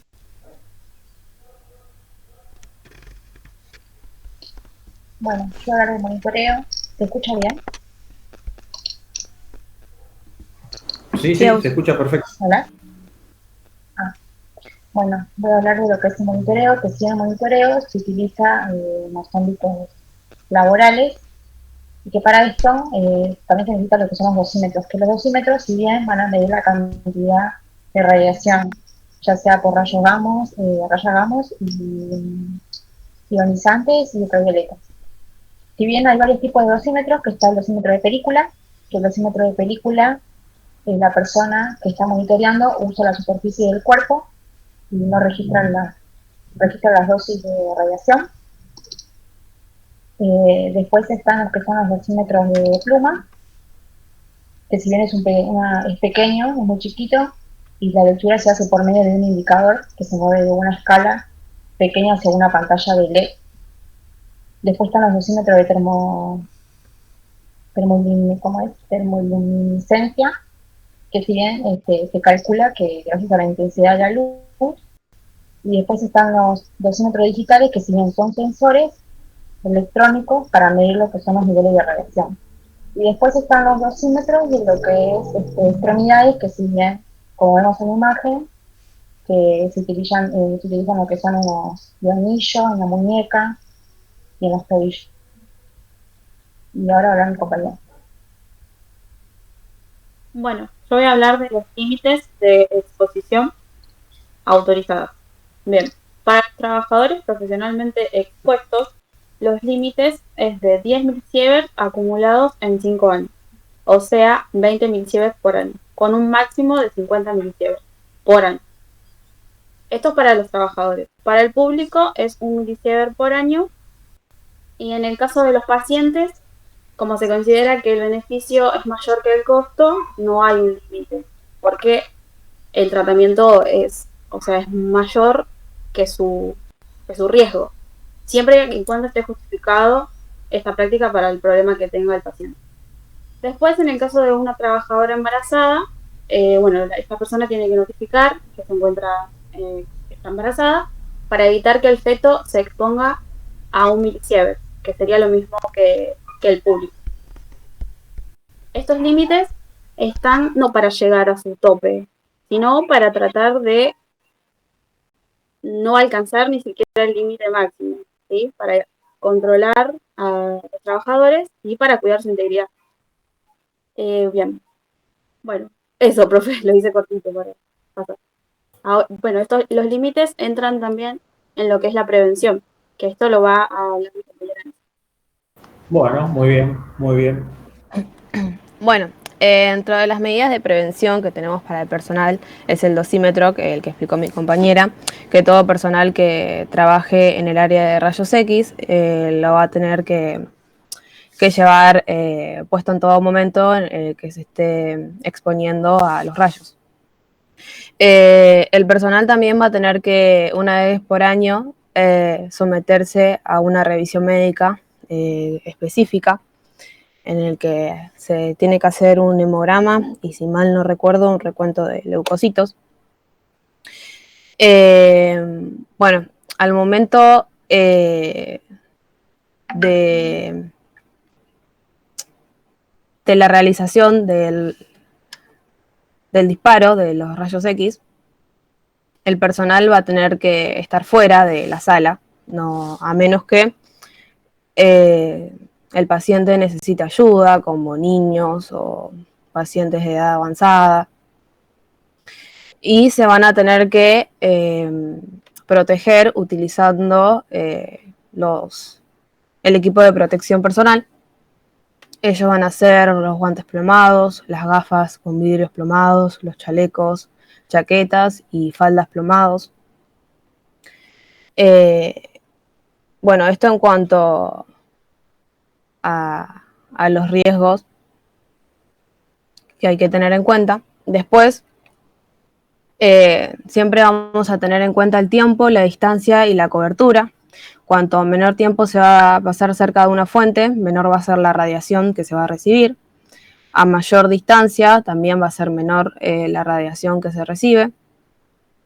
Y bueno, detrás de una cobertura de plomo también, de paredes plomadas, menos radiación se va a recibir. En cuanto al personal que esté embarazada, también se va a tener que avisar previamente,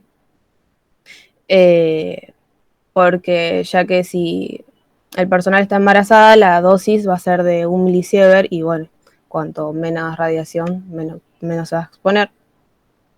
Y bueno, esto no va a eliminar el riesgo, sino que es una última barrera contra el mismo y va a reducir sus efectos. Y hasta ahí preparamos, profe. ¿Eso es todo, digamos? Sí.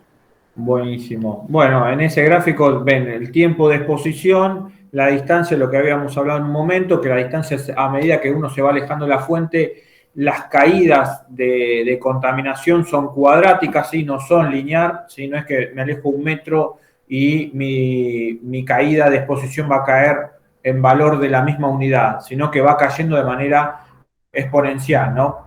Así que si me alejo 3 metros, el valor que va a tener ese índice va a ser, digamos, mucho, va a caer mucho el valor con respecto a si me alejo 1 metro, ¿no?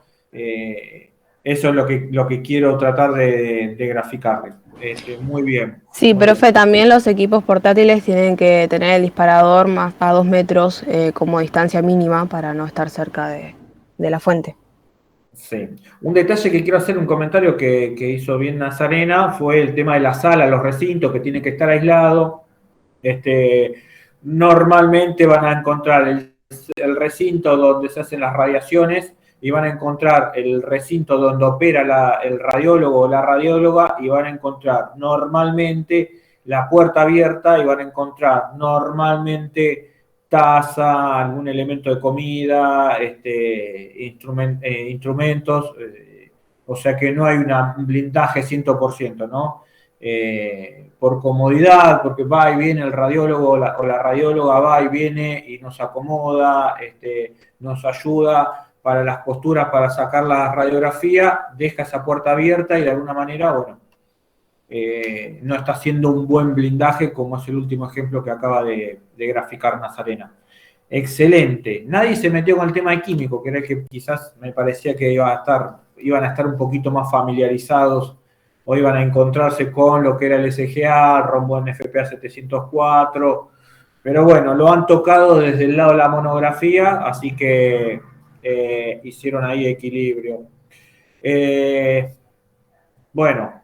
Claro, en realidad, porque como hicimos la monografía, no tiramos para lo otro que no teníamos conocimiento. Buenísimo. Todo Buenísimo. lo mismo. No. Nada. Con respecto a la monografía, voy a hablar de evolución general, las particulares las iré dando a los referentes para que lo puedan tratar en el grupo. La monografía es un desarrollo, ¿sí? Es una redacción. La vedette, digamos, de la monografía es saber jugar con las palabras, jugar con los tecnicismos, redactar, explicar, evitar los parafraseos, y es la impronta que yo le quiero dar a un tema, ¿no? Monografía, ¿no? Desarrollar o de alguna manera graficar con palabras una temática. Estamos en un nivel superior, ya salimos y todos del nivel medio. Hay ciertos vicios que los tenemos que dejar en ese cajón, en ese arcón. El copiar y pegar, hay programitas, o el clásico Google, que uno toma un párrafo, lo tira en el Google, y el Google me muestra directamente textual dónde está. Yo comparo cuánta similitud hay, y bueno, ahí digo si nos zarpamos en el copiar y pegar, o si tomé un concepto, una idea, lo atravesé por mi cabecita, me generó algo y lo desarrollé. Si yo tomo algo, pasa por mi cabeza y lo desarrollo y me cuesta explicarlo, prefiero eso. Prefiero que se traben un poco con sus palabras, pero prefiero que sea la impronta de cada uno de ustedes. Porque si yo quiero la fuente, tengo la fuente donde buscar esta información. Y la verdad que yo ya muchas de estas las he leído y ya vi las opiniones de estos autores, y que me parecen opiniones de autores. Yo creo que toda la información es subjetiva. Para mí lo más rico que puede haber es escucharlos a ustedes. ¿Qué pasa por sus cabezas cuando le tiro un tema? Eso es lo más rico para mí, más allá de lo que diga un autor, que es un autor. Así que he notado cierto abuso del copiar y pegar. Yo se los aviso porque en niveles académicos, universitarios, se le da muchísima importancia y es penado con fraude universitario, y las universidades nacionales, el fraude universitario, depende de la gravedad y depende de la instancia, los inhabilita por cursar en las universidades públicas por 5 años. ¿Sí? O sea, los aleja bastante de la carrera, que quizás es una profesión. En nuestro caso, los detecto y le digo, chicos, es por acá. ¿Sí? Lo he trabajado y lo he visto. Así que, ojo con el copiar y pegar, que nos damos cuenta. Otro tema, leer las consignas. Tómense un tiempo, lean las consignas. A ver, puede ser que yo no las escriba bien, Existe esa posibilidad, Existe que el profesor apurado las redactó mal. Existe, necesito el feedback de ustedes. ¿Qué quiso decir acá? No entiendo esto. Buenísimo. Me parafraseo y lo explico de otra manera, y lo voy a explicar 1000 veces hasta que vean ustedes que la conformidad. Así que existe, y es muy probable que me equivoque en las redacciones, así que me vuelcan a mí. No estaba escrito, pero lo habíamos aclarado que era gráficos, imágenes y cuadros, van todos por afuera de la monografía. ¿Por qué es esta cosa, no? ¿Qué tipo hinchapelota? Bueno, el tema de la monografía, como yo le dije, es algo de redacción, es una narrativa acotada, que está acotada entre 9 y 12 canillas, como le dije. Entonces, si yo hago una narrativa acotada y yo me empiezo a poner gráficos y cuadros y que esto que el otro, esa narrativa de 9 páginas empieza a hacerse concretamente de 4,5, 3, 2, y después, si me cebo, le mando por cada página un cuadro o una imagen y pierde el contexto de la narrativa, ¿sí? Entonces, normalmente en una monografía se pone figura 1, 1.2, 1.3, 2.2 en relación al tema, y las tiro afuera, en anexo, ¿sí? Ver anexo. Van todas por afuera. La narrativa, el desarrollo es cruda y textual, es narración, es redacción. La redacción, bueno, respetar los formatos. Los formatos, los dije, para editar, para trabajar, el Word es el mejor, es uno de los más apropiados, pero el formato final que se requiere, terminado, es el PDF. ¿Por qué? Porque en el caso que si yo quiero imprimir un texto y yo lo imprimo con Word, dependo mucho de la configuración de la impresora a la cual yo voy a imprimir. Entonces puede ser que esa impresora me lo descompagine y si yo quiero imprimir algo me lo hace cualquier cosa o me lo imprime de una manera que yo no espero o que la imagen me lo muestra, ¿sí? Existe esa posibilidad.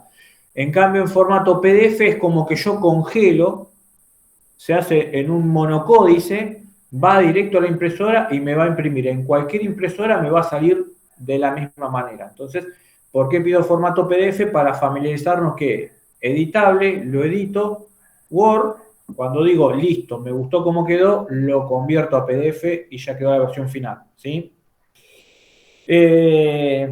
Las compaginaciones y los encuadres, por favor, entendamos de cómo encaja un tema, el índice, por ejemplo, le destinamos una carilla al índice, no me puedo tener carátula, introducción, un índice que tenga 7, 8 renglones y me quede índice, 2 renglones en una hoja, 3 o 4 renglones en otra hoja, o sea, trabajar la estética de lo que quiero hacer, de la presentación, eso tiene mucho que ver.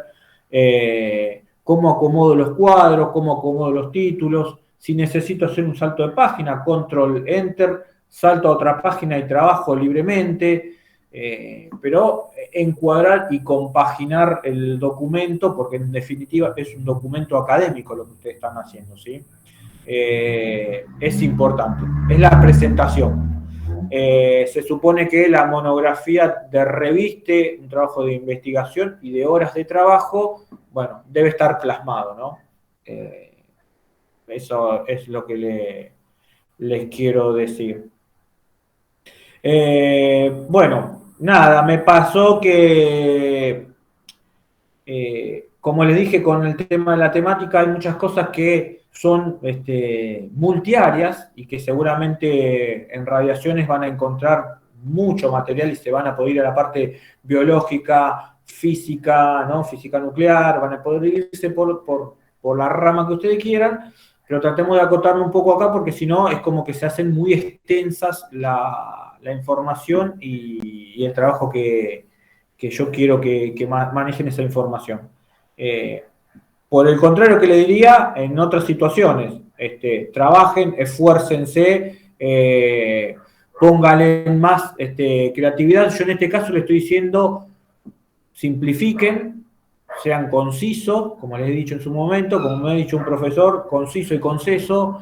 En vez de hacer 3 o 4 carillas, vemos la capacidad de enriquecer un texto, quizás con media carilla podemos hacer algo muy rico, explicar bien y no tenemos que extendernos y hasta en algunos casos caemos en redundancia, ¿no?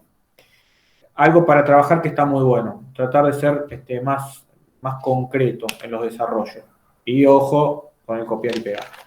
Eso a general. Las particularidades las traté con los líderes o con los referentes. Bueno, nada, algo para comentarles. La clase que viene tienen actividades. Estoy averiguando la posibilidad de conseguir un aula para tomar el parcial. Si puedo conseguir el aula, va a ser en burbujas. Voy a hacer 2 burbujas de 8. Cada burbuja va a tener un horario de examen. Una burbuja que les voy a pasar quién va a ser la burbuja 1 y la burbuja 2. Va a entrar de 13 a 13:50. La otra burbuja va a entrar de 14 a 14:50. Doy un margen de 10 minutos. El examen no va a ser muy largo, pero para que haya poca gente en los pasillos de Cruz Roja, o sea, entran, hacen el examen y se van, para que sea el escrito. Lo hablé de manera informal, hice la petición formal con mis argumentos. Mis argumentos es 8 por aula, asegurando la distancia social de 2 metros, todos con tapaboca en todo momento y la posibilidad de llevar algún sanitizante propio en mano, todos con virómetro, con sus elementos, ¿sí? Para no estar compartiendo nada. Entramos, hacemos los exámenes y nos vamos. Sería lo profe, una consulta. Con el tema de las distancias, yo estoy cerca, pero no sé si estamos todos cerca para llegar, porque tenemos clases de 8 a 12 nosotros, siempre, por Zoom. Yo de mi caso tengo hora de viaje. Lo estamos viendo con la docente. De última vemos la posibilidad de que la burbuja que no tenga problema entre en la primera, sea la primera, y los que tengan distancias entren para la segunda burbuja, claro. Y le quedaría 1 hora de viaje. Lo está evaluando la coordinación con el gabinete psicopedagógico. La otra opción es por formulario de Drive con tiempo. ¿Sí? Entonces yo igual les digo el tiempo, les mando el formulario y a un determinado tiempo se cierra solo. Esa lo estoy evaluando. Serían las 2 formas de evaluarlo. Lo estamos evaluando. Una clase anterior vamos a tener un ensayo. ¿Sí? Vamos a practicar preguntas para ver las preguntas por dónde van, cómo las reformulamos, esto de no irme por las ramas picando, ¿sí? Más o menos vamos a ensayar un poquitito. Les comento el panorama. Para bioseguridad voy a acotar los grupos, se hicieron grupos muy grandes, se hizo mucho desarrollo, voy a acotar grupos, son 16, voy a armar parejas de 2, vamos a plasmar en blog, así que si quieren ir familiarizándose con el uso de blog, es muy sencillo, blog, site o Wix, y vamos a hacer un portal donde va a ser como una especie de carpeta, donde vamos a ir trabajando lo que vemos, lo vamos a ir trabajando y lo vamos a ir editando, y al final del cierre del cuatrimestre quedaría terminado el sitio del equipo que armemos. Bueno, no más que eso, son planes. Comparto la clase de hoy.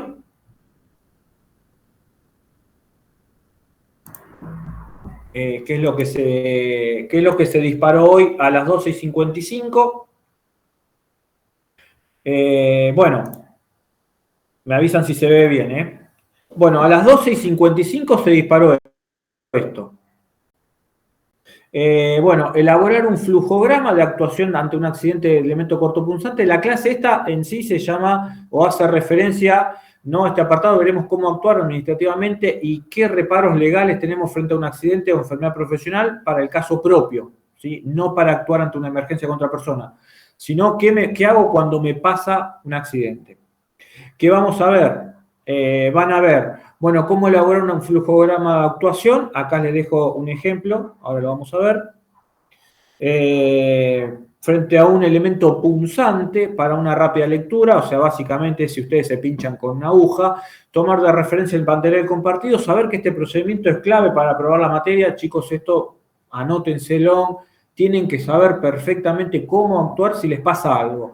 Quien no sepa cómo actuar, bueno, nada, cuando se haya accidentado con un cortopunzante, no acreditará la materia. Esto de cabeza va en el primer parcial, y si aprueban el parcial y van al final, también esta pregunta casi denla por hecho, porque les voy a preguntar en el final qué se hace frente a un accidente con punzante. Fecha de entrega el 29. Segundo, confeccionar un comunicado de accidente cortopunzante en su ámbito de trabajo. Fecha de entrega el 29. Confeccionar un procedimiento de uso, limpieza y desinfección de una centrífuga, considerando la rotura de una muestra durante su uso y correspondiente derrame en el interior. Se espera la interacción entre los participantes de cada grupo. En dicho procedimiento se deberá integrar los conocimientos tratados hasta la fecha. ¿Qué quiero decir? Si le puedo dar una mirada desde el riesgo de eléctrico, el riesgo de incendio, ¿no? El riesgo de un producto químico, un derrame químico, se lo damos, ¿sí? Bueno, tenemos un videito que habla de cómo reclamar ante un accidente de trabajo, la parte un poquitito legal, lo que habíamos hablado, cómo comunicamos o cómo llenamos un formulario de accidente de trabajo para que se vayan familiarizando con la información contenida, ¿sí? Esto es de un centro de atención. Bueno, la información que van a encontrar, ¿no? Obviamente fecha, el responsable inmediato, su jefe o quienes ustedes estén a cargo, que es importante que esté notificado, nombre y apellido de la persona accidentada, el número interno si tiene en la compañía, en el centro de atención de salud, teléfono de contacto, qué categoría, a qué centro de trabajo pertenecen, unidad de servicio. Acá una breve descripción del accidente, cómo fue, cómo sucedió, ¿no? Lo explican ustedes. Datos del accidente, la fecha del accidente, la hora en que ocurrió, el turno en que ocurrió, testigos, si lo hubieran, algún compañero. Esto ayuda mucho para las investigaciones. Accidente en el centro de trabajo, sí, no, accidente in itinere. ¿Qué quiere decir esto? Si me accidenté dentro de la clínica, dentro del laboratorio, o si me accidenté yendo, ¿no? Yendo al trabajo, yendo o volviendo a mi casa, eso hace referencia in itinere. Si no queda claro, me lo escriben, me lo preguntan, que lo respondo, no hay ningún problema, lo aclaro. Si recibió asistencia sanitaria en el momento, alguna atención, algún compañero, si tengo algún botiquín, ¿qué hice? ¿Dónde lo hice? Y la descripción de la lesión del facultativo. Acá me gustaría que juguemos un poco. Que acá uno de ustedes haga de accidentado, que diga, no sé, por ejemplo, se me ocurre, no sé, Yanina, o Analía, o Nahuel, soy el accidentado, redacto qué me pasó, y de este lado, que alguien de ustedes haga o juguemos, que es el facultativo, y hagamos una descripción, tomando a un testigo, tomando al dicho a la lectura del cuadro anterior y viendo a ver si le puedo dar una mirada distinta. Lo mismo, jugamos, ¿no? Marianela, Ariana, quien quiera jugar que haga de facultativo. Esto es un juego, ¿sí? En el juego aprendemos. Y ponen su firma, su sello, y jugamos que son doctores, y otro juega que es accidentado. Sencillito. ¿Pregunta?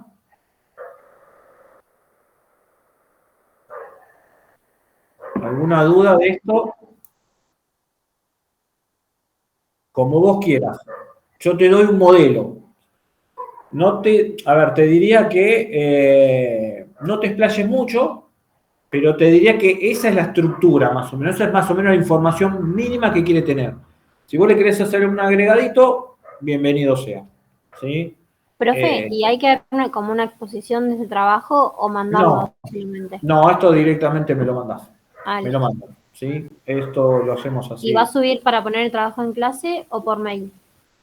Mandámelo por mail, tenemos el feedback, y cuando esté finalizado y cuando hayan entregado todo, yo lo subo todo junto. Bueno.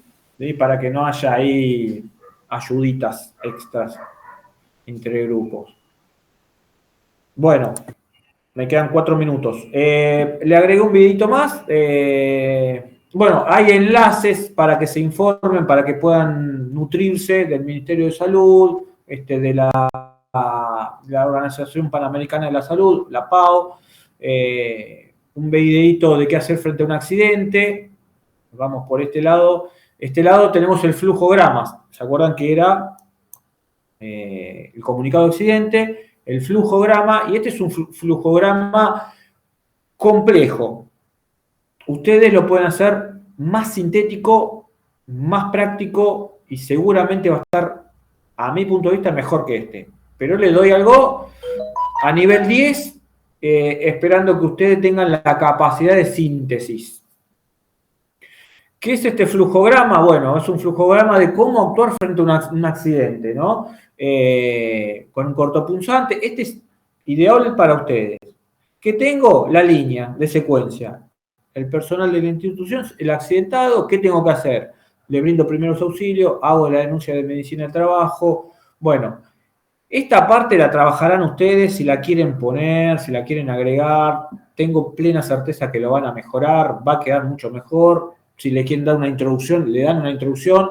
Si quieren hacer algo bien simple, crudo, rápido, con colores que llamen la atención, no se olviden que la persona accidentada se pinchó un dedo con una aguja que es un posible vector de un montón de enfermedades virales. Así que esa persona está con las pulsaciones por allá arriba y por ahí no tiene el tiempo para leer estas letritas chiquititas y nada, y a ver el paso a paso cómo tengo que actuar, ¿eh?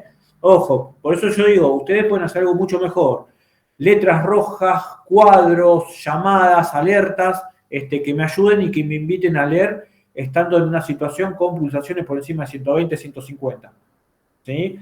¿Qué tengo que hacer? La persona se accidentó, primeros auxilios, la denuncia, la llevo a una guardia, solicitud de los anti-VIH, la persona si está vacunada, si tiene la vacuna de la hepatitis B, A, qué información puedo juntar, qué información tiene, qué información necesito para conocer a esta persona. Bueno, nada, extracción de la sangre. Si no hay una ambulancia de urgencia, ¿qué es lo que hago? ¿Cómo me manejo? Bueno, jueguen con esta información. Yo quiero que jueguen, que se animen, que rompan. Esto es mejorable y ustedes lo pueden hacer. Igual una consulta, de todas maneras, las enfermedades transmisibles no serviría hacer un estudio en ese momento porque no se detectarían tampoco. Sí, tenés el periodo de ventana, tal cual, tenés razón. Pero bueno, jueguen un poco con la información. Si a vos te parece que no es conveniente, Nahuel, no lo pongas. Para vos no es conveniente. Lo que te pido es no se queden estructurados. Jueguen, anímense a más. Si para vos no es conveniente, no lo pongas. Pero si para vos decís, mira, esto la verdad sirve, pero yo le agregaría esto. Listo, bienvenido sea. Vos podés hacer algo mejor que esto, tengo plena certeza. ¿Sí? Humilde opinión, yo se los paso ¿por qué? Porque es bastante completo, muy completo, pero a mi entender, creo que una persona accidentada está muy contaminada visualmente, está muy contaminada con mucha información. No me parece práctico. ¿Sí? Me parece que podría ser más práctico un cuadro más sintetizado. Así que, por eso yo tengo la plena certeza que ustedes pueden hacer algo mejor que esto. ¿Sí? Bueno. Y bueno, el flujograma es eso, tiene un cuadro. Si ustedes quieren hacer un cuadro, por ejemplo, el flujograma, que es lo que más me interesa, que es el de rápida actuación, ponen esto. Y si después ustedes quieren hacer un agregado más chiquitito que explique lo que por ahí ustedes no quisieron explicar para no quedar no hacer un gráfico muy contaminado, pueden hacer otro gráfico aparte para desarrollar un poquitito más como si fuese un anexo, ¿sí? Pero el flujograma tiene que ser algo rápido, rápida lectura. Ahí quiero capacidad de síntesis. ¿Sí? Acá ven que mucho no ayuda esto como para una persona que está accidentada. Tiene bibliografía, tiene abreviaturas, casi le diría un manual de procedimiento, más que un flujograma. Pero bueno, este es bastante completo. Si lo quieren hacer así completo, bienvenido. Si quieren hacer algo más sintetizado, porque saben que una persona se accidentó, mucho mejor. Y el procedimiento de la centrífuga, ya los libero. ¿Cómo tengo que actuar cuando se me rompe una muestra dentro de una centrífuga? Bueno, les paso un procedimiento que la verdad que es del Comité de Seguridad del CONICET, está muy bueno. Bueno, nada, el objetivo, siempre básico, el alcance, las definiciones, si ustedes van a usar definiciones, pueden aplicarlas, para explicar para después cuando utilizan letra. Responsable, ¿quién va a ser el responsable del equipo? ¿A quién hay que avisarle si se me rompió, si lo voy a tocar? Puede ser el jefe de laboratorio, puede ser alguien de mantenimiento, lo definen ustedes. La introducción, breve, simple, concreta. Bueno, la operación y mantenimiento de monitoreo, las condiciones para operar el equipo, esto básicamente le viene siempre en los manuales de usuario, pero jueguen un poquito con la información. Los elementos de protección para la ropa, bueno, es un procedimiento bastante complejo, bastante completo, diría, ¿no? Instrucciones, equipo, es un lindo procedimiento.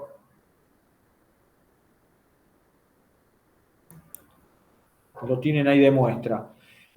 Bueno, algunos dibujitos tranquilos como para graficar, para dar un poquitito más de idea.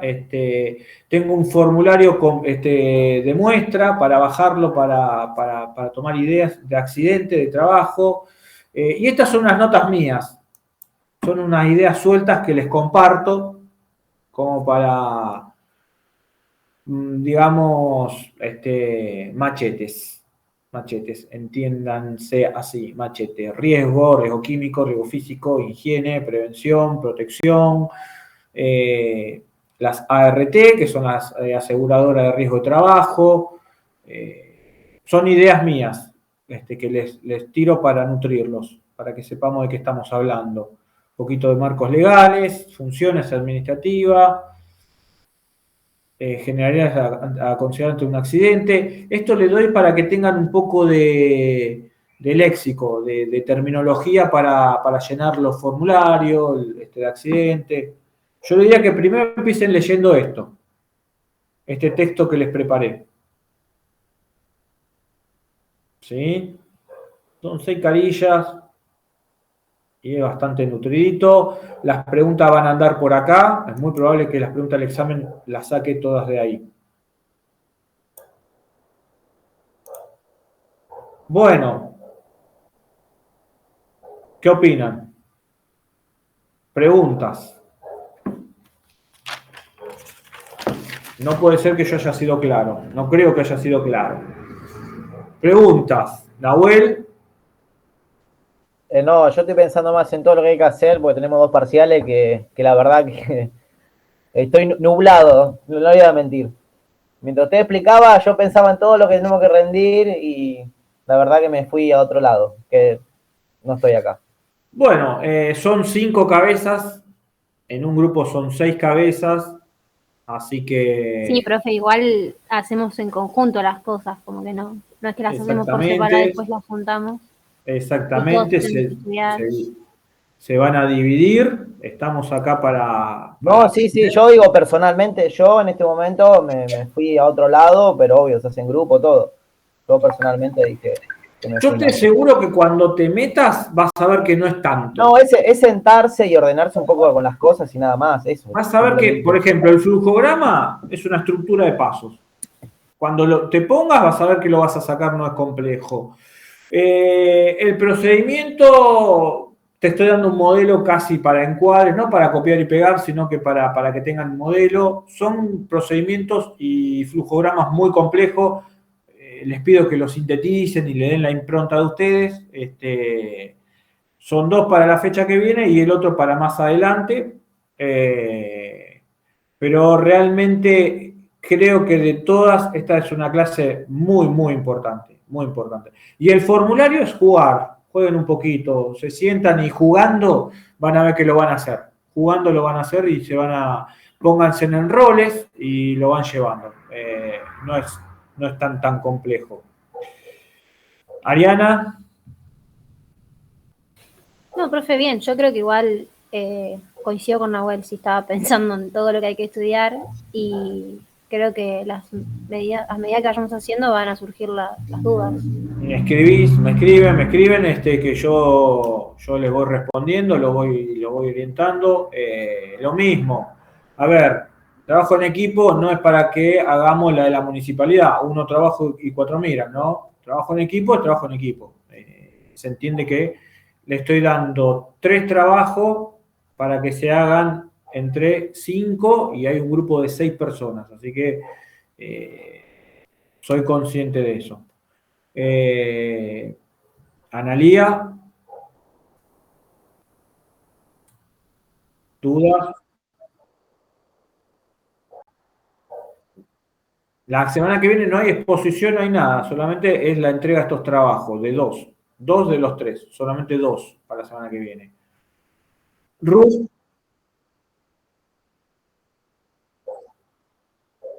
Bueno, Ruth. Lo mismo que mis compañeros.